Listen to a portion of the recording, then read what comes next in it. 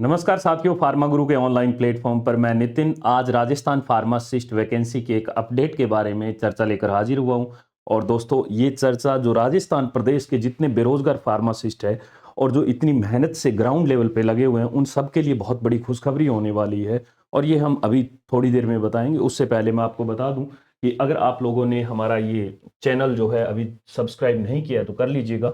और हमारी एक ऐप के माध्यम से कुछ एक क्लासेज आने वाली है जिसमें हम फ्री ऑफ कॉस्ट बहुत सारा कंटेंट देंगे, रेलवे के लिए भी देंगे। अगर आप चाहो तो देख लेना जैसे ही वक्त मिले।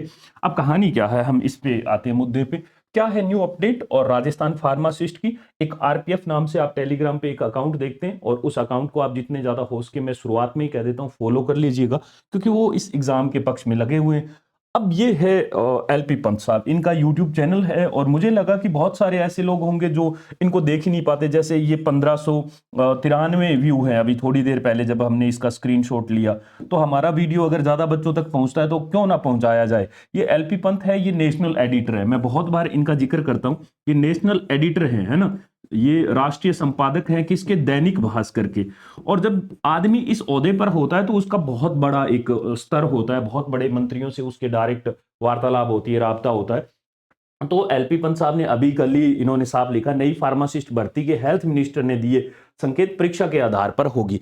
अब अगर जब आप इनका ये जो है 5-7 मिनट का वीडियो सुनोगे तो इन्होंने 2-3 पॉइंट पे चर्चा की। नंबर एक, इन्होंने ये कहा दोस्तों, इन्होंने कहा कि जो खीम सर हैं, हमारे माननीय जो स्वास्थ्य मंत्री हैं खीम सर, वो एक अवार्ड सम्मेलन में आए थे और उस वक्त मेरी इनसे बात हुई। और उसमें मैंने ये उनसे पूछा कि चिकित्सा विभाग में जो भर्तियां होने वाली उनके बारे में आप क्या सोच रहे हैं। तो उन्होंने ये बताया कि चिकित्सा विभाग में बहुत सारी जल्द वैकेंसी आने वाली और अलग अलग तरह की खूब सारी वैकेंसी जाएगी।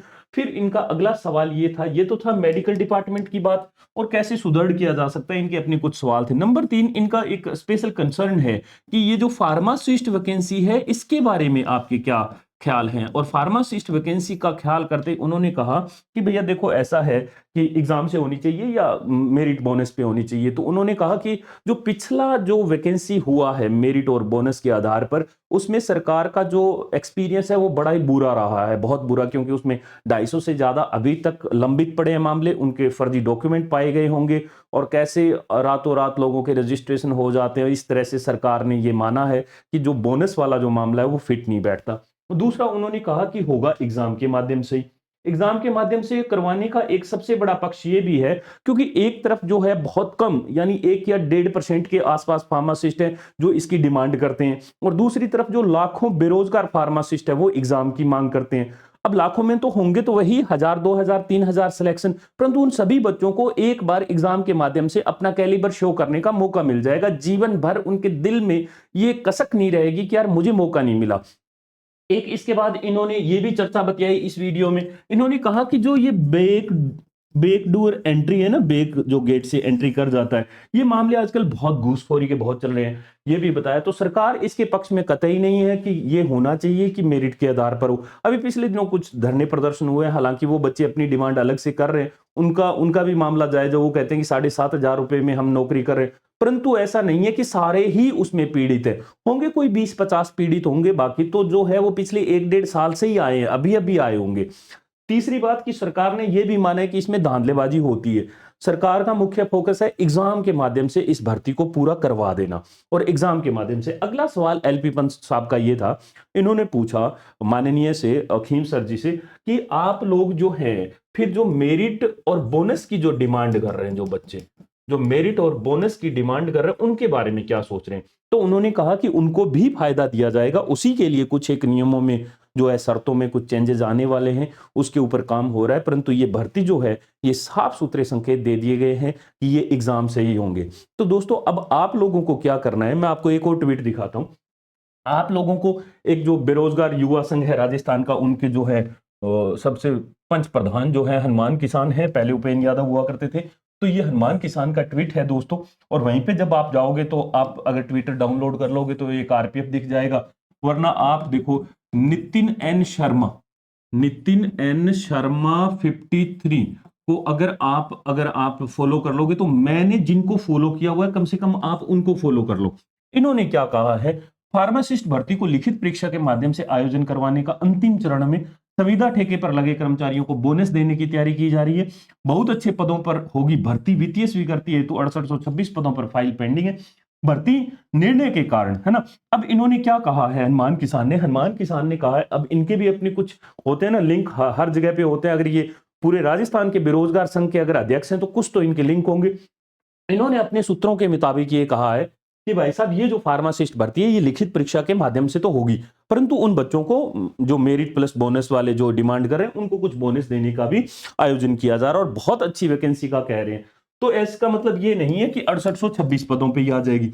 हो सकता है इसमें 3000 पदों पे आए, हो सकता है इसमें 3500 पदों पे ये वैकेंसी आ जाए, परंतु ये आएगी जरूर दोस्तों।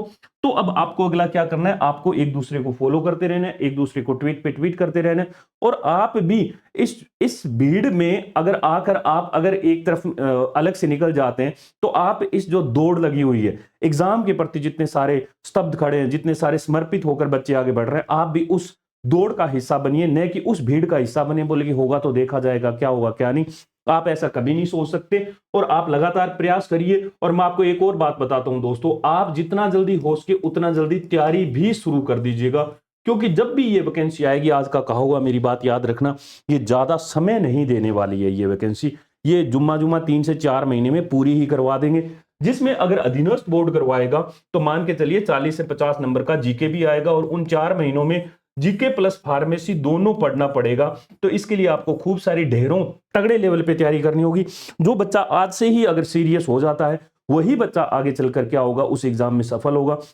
विज्ञप्ति आने के बाद तो सारे ही तैयारी करेंगे, सभी कोर्स खरीदेंगे। कोई फार्मा ग्रुप पे आएगा, कोई कहीं जाएगा, कोई कहेगा सर हमें कोर्स दे दो, कोई कहेगा सर हम एक एक दिन में 10-10 घंटे की वीडियो रिकॉर्डिंग जो हमारा कोर्स है ऑनलाइन उसको पढ़ लेंगे, कोई कहेगा कुछ कर देंगे। नहीं, शुरुआत करनी है तो अभी से कीजिएगा, धीरे धीरे आगे बढ़ते रहिएगा। हो सकता है कि अगले 2 महीने बाद, 3 महीने बाद वैकेंसी कब आए, तब तक आप एक बार अपना सिलेबस निपटा चुके होगे।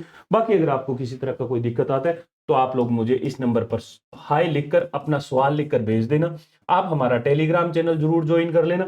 वो सारे डिस्क्रिप्शन लिंक जो है वो ऐप का या टेलीग्राम का, वो आप हमारे इस डिस्क्रिप्शन में जाकर हासिल कर सकते हैं। फिर भी कोई सवाल बचे तो दोस्तों इस नंबर पे संपर्क करना। Wish you very all the best. 2026 आप सभी राजस्थान फार्मासिस्ट, जितने बेरोजगार फार्मासिस्ट है, उनके लिए अच्छा होने वाला है। बहुत बहुत धन्यवाद।